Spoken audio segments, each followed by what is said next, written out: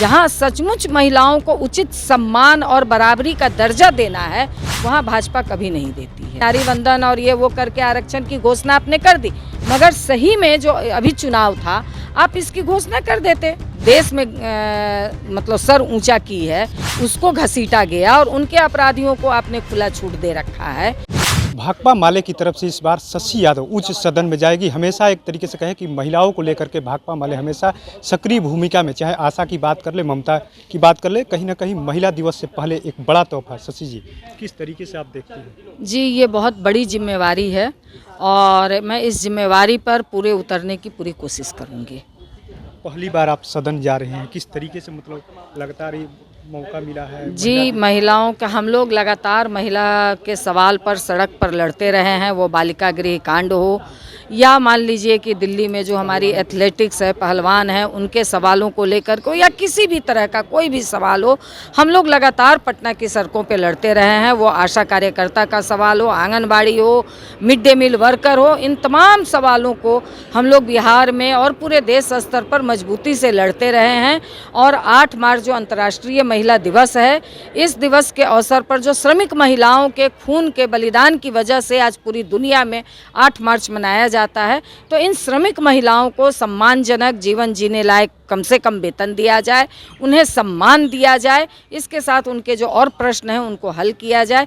इन सवालों को लेकर के अभी तक सड़कों पे लड़ते रहे हैं, सड़कों पे लड़ाई चलेगी और इन सवालों को और भी मजबूती के साथ सदन में मजबूती प्रदान की जाए। इसके लिए जो पार्टी ने जिम्मेवारी दी है, इसको पूरी करने की पूरी कोशिश। इंडिया गठबंधन की तरफ से लगातार आप लोग जिसे पेश किया गया कि महिला जा रही है, लेकिन दूसरी तरफ मोदी जी भी लगातार कहते हैं कि महिलाओं को हम सम्मान दिया। आधी आबादी को अभी बीजेपी ने भी धर्मशिला गुप्ता को राज्यसभा में भेजा। उन्होंने ये भी कहा कि इनकी तरफ से कौन महिला को, आधी आबादी की बात कर ले, लेकिन अब उच्च सदन में जा रहे हैं। किस तरीके से मुकाबला होगा वो भी बिल्कुल देखिए कि राष्ट्रपति को बनाए कि हम आदिवासी बना रहे हैं और एक महिला बना रहे हैं, मगर जहां उचित सम्मान देना चाहिए था, संसद का जब उद्घाटन हो रहा था उसमें हमारी राष्ट्रपति कहाँ थी? जहां सचमुच महिलाओं को उचित सम्मान और बराबरी का दर्जा देना है, वहां भाजपा कभी नहीं देती है। ये आप दिखाने के लिए, महिलाओं को लुभाने के लिए आप इस काम को करते हैं और आज ज़रूरत भी है, क्योंकि जिस तरह से महिलाओं का असर्सन बढ़ रहा है उसको आप नहीं रोक सकते हैं।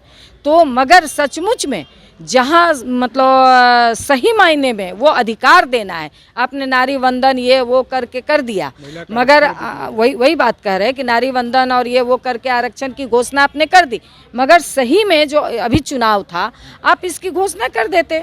क्या दिक्कत थी? जब आप सचमुच में चाह रहे हैं कि महिलाओं का असर्सन हो, तो आप कर दिए होते। इसी चुनाव में महिलाओं को अधिकार मिल गया होता, जो लंबे समय से लड़ रहे हैं हम लोग।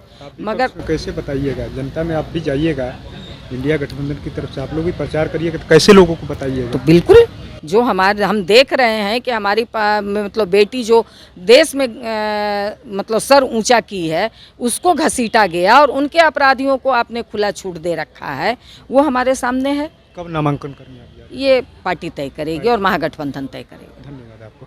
तो हमारे साथ शशि यादव थी, जो भाकपा माले की थी। उनको बताते चले कि जिस तरीके से अब पार्टी तय करेगी कब नामांकन करेंगी, लेकिन बड़ी जिम्मेदारी जो उस सदन की तरफ से इनको दिया गया है और ये जल्द ही नामांकन करने पहुंचेगा। और साफ साफ कहा कि मोदी जी जो बात करते हैं वो करते नहीं, खाली महिलाओं के नाम पे घोषणा करते हैं, वोट लेने के एक तरीके से उनके सारे में महिलाओं के नाम पे वो छलावा करते हैं। जिस तरीके से महिला पहलवानों के साथ इस तरीके के दुर्व्यवहार किया गया, तमाम जगह के महिलाओं के साथ अत्याचार मणिपुर से लेकर के दिल्ली तक उन्होंने गिना दिया है। और अब ये उस सदन में महिलाओं का प्रतिनिधित्व करेंगी। तमाम इन्होंने कहा कि हमको जो जिम्मेदारी मिली है वो हमने जिस तरीके से महिलाओं के सम्मान के प्रति हम लोग कार्य करते रहें और आगे भी हम उस सदन में जाएंगे तो वहाँ भी हम आवाज़ उठाते रहेंगे।